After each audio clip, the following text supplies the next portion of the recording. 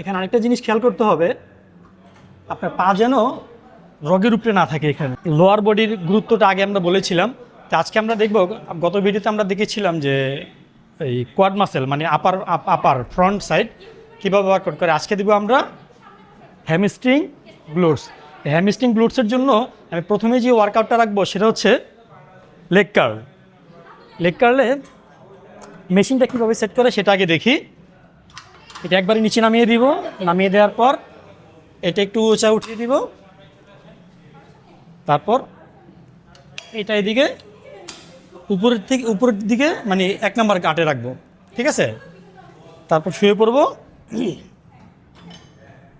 আপনি যদি মাথা নিচু করেন তাহলে আপনার হ্যামস্ট্রিংয়ে বেশি লাগবে, আর যদি মাথা উঁচু করেন তাহলে হ্যামস্ট্রিং প্লাস গ্লুটস দুইটাতে হিট করবে। তো দেখি আমরা ওয়ার্কআউটটা কীভাবে করে।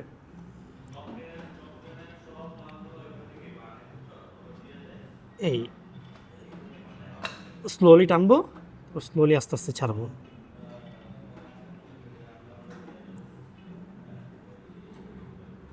দেখা শেষ হলে তারপরে এভাবে উঠবো।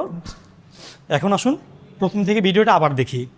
এটা একেবারে নিচে নিলাম, হালকা একটা অ্যাঙ্গেল রাখলাম, তারপর এটা অ্যাঙ্গেল, আর এদিকে এটা আপনার একেবারে মানে শেষের দিকেতে প্রথমটায় রাখবো। পর্যাপ্ত পরিমাণে ওয়েট দিলাম, শুয়ে পড়লাম।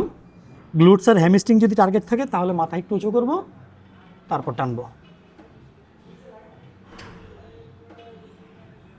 এখানে আরেকটা জিনিস খেয়াল করতে হবে, আপনার পা যেন রগের উপরে না থাকে।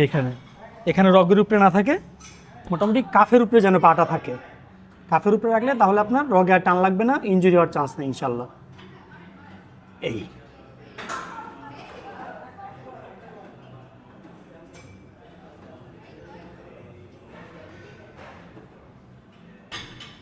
তা বন্ধুরা, আমরা দেখলাম লেগ কার্ল কীভাবে ওয়ার্কআউটটা করে হ্যামস্ট্রিং আর গ্লুটসের জন্য। ধন্যবাদ।